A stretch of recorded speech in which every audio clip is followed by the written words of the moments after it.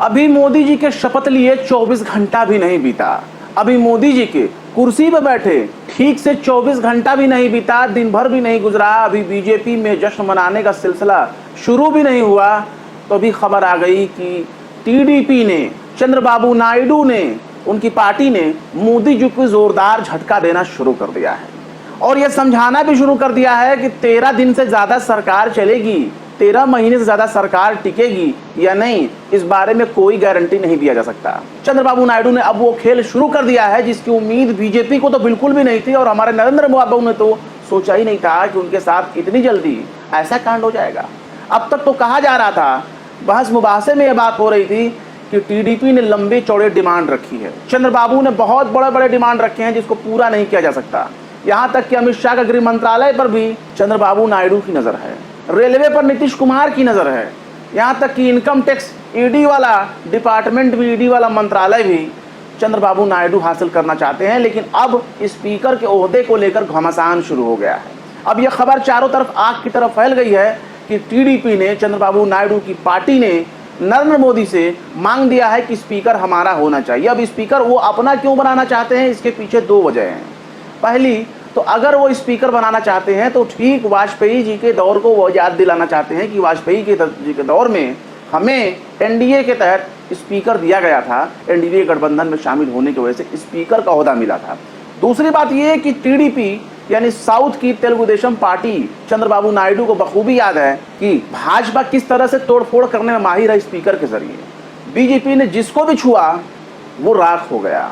BJP गठबंधन पार्टियों के लिए भस्मासुर की भूमिका निभाती है और बीजेपी वाली भस्मासुर जिस पार्टी के साथ गठबंधन करती है, आज नहीं तो कल उसी पार्टी को तोड़कर दो खेमे में बांट देती है, यहाँ तक कि उसके सांसदों, विधायकों, नेताओं को अपनी पार्टी में लेना शुरू कर देती है। तो ऐसे में टीडीपी चंद्रबाबू नायडू का जो गठबंधन है उसका कोई मतलब ही नहीं रह जाएगा। अगर उनकी पार्टी टूट जाती है, अगर उनके पार्टी के तमाम सांसद टूट करके मोदी जी के साथ जाकर गले मिलने लगेंगे तो फिर उनके समर्थन देने और ना देने का कोई मतलब नहीं रहेगा, क्योंकि तमाम सांसद जो हैं वो बीजेपी के गिने जाएंगे।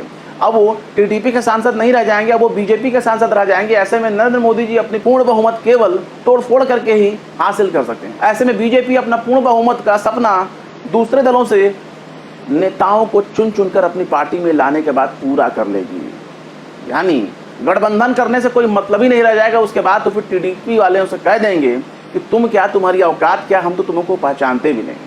क्योंकि बीजेपी का इतिहास रहा है, एनसीपी को छुआ, अजीत पवार को छुआ, पूरी पार्टी में दो फाड़ हो गई। शिवसेना को छुआ तो शिवसेना का बंटाधार हो गया, शिवसेना के दो फाड़ निकल गए। उद्धव ठाकरे को छोड़कर सब के सब भाजपा के साथ खड़े नजर आ रहे हैं। यहां तक कि नीतीश कुमार की जेडीयू के साथ इन्होंने गठबंधन किया तो आज जेडीयू की सीटें सबसे कम नजर आ रही हैं बिहार में। और कहीं ना कहीं ये बात नीतीश कुमार भी समझ रहे हैं। जब दूसरी बार उन्होंने तेजस्वी के साथ मिलकर सरकार बनाई, लालू की पार्टी के साथ मिलकर सरकार बनाई, तो उनके मन में कहीं ना कहीं कसक था कि चिराग पासवान के जरिए बीजेपी ने उनके साथ बहुत बड़ा कांड कर दिया। कई सीटों पर चिराग पासवान ने खेल कर दिया और जेडीयू की सीटें कम हो गई और बीजेपी की सीटें ज्यादा हो गई। जबकि जेडीयू वहां की लोकल पार्टी है, इसके बावजूद भी जेडीयू की सीट बीजेपी से कम हो गई। लेकिन मामला सिर्फ यहीं तक नहीं है, मामला बहुत दूर तक है। खासकर ममता बनर्जी, बगल में, बिहार के बगल में बैठी जो ममता बनर्जी हैं, उनके तरफ भी आपको गौर करना होगा। उनके दो बयान इस वक्त मीडिया में गूंज रहे हैं। पहला ये कि उन्होंने कह दिया है कि भाई वेट एंड वॉच। दूसरी बात ये जो सबसे अहम मानी जा रही है, उन्होंने सीधे कहा है कि कौन कहता है कि नीतीश और नायडू हमारे नहीं हैं, नीतीश और नायडू हमारे साथ हैं। अब ममता बनर्जी के इस बयान को आप गौर से सोचिए कि आखिर ममता बनर्जी ऐसा क्यों कह रही है कि नीतीश और नायडू हमारे साथ हैं, वो हमारे दोस्त हैं, वो हमारे सहयोगी हैं। ऐसा वो क्यों कह रही हैं? क्योंकि ममता बनर्जी को मालूम है कि जब तब सरकार गिरेगी, अलग अलग डिमांडों, अलग अलग मांगों को लेकर अगर सरकार गिरेगी तो बीजेपी का घमंड चूर चूर हो जाएगा, क्योंकि उस वक्त सरकार बनाने के लिए हम ही लोग खड़े रहेंगे। उन्होंने कहा भी है वेट एंड वॉच, इंतजार करिए, इंडिया गठबंधन की ही सरकार बनेगी, बस इंतजार करिए। ममता बनर्जी ने कहा कि आज इंडिया गठबंधन ने सरकार नहीं बनाई तो इसका मतलब ये नहीं कि कल वो नहीं बनाएगी, वो कल अपनी सरकार बनाएगी, इंतजार करिए। और आखिर में यही होगा कि इंडिया गठबंधन सरकार बना रही है, ऐसा ममता बनर्जी का कहना है। लेकिन जो उनका सबसे खास बयान माना जा रहा है ममता बनर्जी का, जिसमें उन्होंने कहा कि कौन कहता है कि नीतीश और नायडू हमारे दोस्त नहीं, नीतीश और नायडू दोनों हमारे ही साथ हैं। अब सोचिए कि जिन दो साथियों के दम पर नरेंद्र मोदी जी अपनी सरकार चालू किए हैं, अपनी सरकार में नए नए मंत्रियों को शपथ दिलाना उन्होंने शुरू किया है। सबसे ज्यादा अब तक के देश के इतिहास में मंत्रियों को शपथ दिलाने का श्रेय मोदी जी को जाता है। लेकिन जिन नीतीश और नायडू के कंधे पर खड़ा होकर नरेंद्र मोदी जी प्रधानमंत्री पद का परचम लहरा रहे हैं, वो ममता बनर्जी के दोस्त हैं। और ममता बनर्जी कह रही हैं कि वो हमारे साथ हैं, वो हमारे दोस्त हैं। और कौन कहता है कि वो हमारे साथ नहीं है? इसका मतलब ये है कि नीतीश और नायडू दोनों के हाथ में लड्डू है, दोनों के हाथ में लड्डू है और सिर कढ़ाई में। आप समझ लीजिए कि इंतजार करना काफी होगा कि कब तक ये सरकार चलेगी। और जितने दिन तक ये सरकार चलेगी, किसी सर्कस से कम नज़ारा नहीं होगा। दोनों तरफ कुछ न कुछ डिमांड होती रहेगी, दोनों तरफ रस्साकशी होती रहेगी। और स्पीकर का पद अगर चंद्रबाबू नायडू को नहीं मिला तो चंद्रबाबू नायडू इस खुन्नस में कुछ भी कर सकते हैं।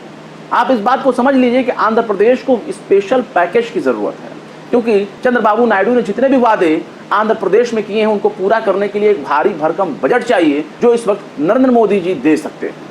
और बदले में स्पीकर भी चाहिए, क्योंकि स्पीकर अगर उनके पास नहीं रहेगा तो उनकी पार्टी टूट जाएगी, कुछ भी हो सकता है। पर मामला सिर्फ ममता बनर्जी तक ही नहीं है, संजय सिंह ने भी बहुत कुछ कहा है।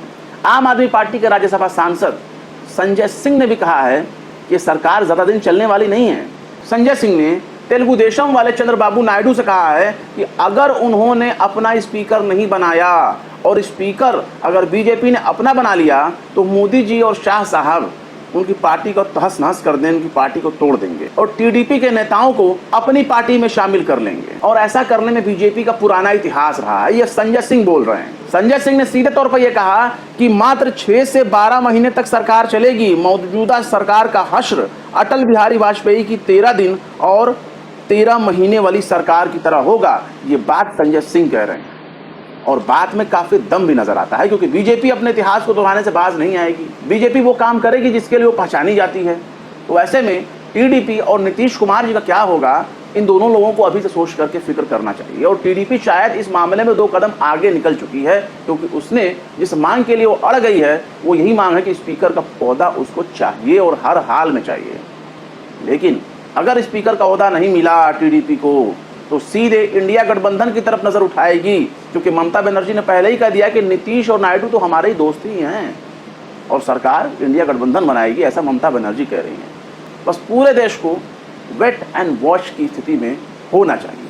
फिलहाल क्या कहेंगे इस खबर के बारे में कमेंट बॉक्स में जरूर बताएं। वीडियो पसंद आए तो लाइक करें, शेयर करें और बेबाक निष्पक्ष स्वतंत्र पत्रकारिता को सपोर्ट करने के लिए आप हमारे चैनल टाइम्स मेल को जरूर से जरूर सब्सक्राइब करें। हमारे जो दर्शक अभी तक सब्सक्राइब नहीं किए हैं, प्लीज उनसे गुजारिश है कि वो सब्सक्राइब कर लें। ज्यादातर दर्शक सिर्फ वीडियो को लाइक करते हैं लेकिन सब्सक्राइब नहीं करते। फिर मिलते हैं किसी और वीडियो में एक नई खबर के साथ। शम्स तब्रेज को दीजिए इजाजत। जय हिंद। तो देख लिया आपने हमारे इस वीडियो को। हमें उम्मीद है कि आपने हमारे वीडियो को लाइक किया होगा और दूसरों को भी शेयर किया होगा। अगर अभी तक आपने हमारे चैनल टाइम्स मेल को सब्सक्राइब नहीं किया है तो जल्दी से सब्सक्राइब कर दें और बेल आइकन भी प्रेस कर दें।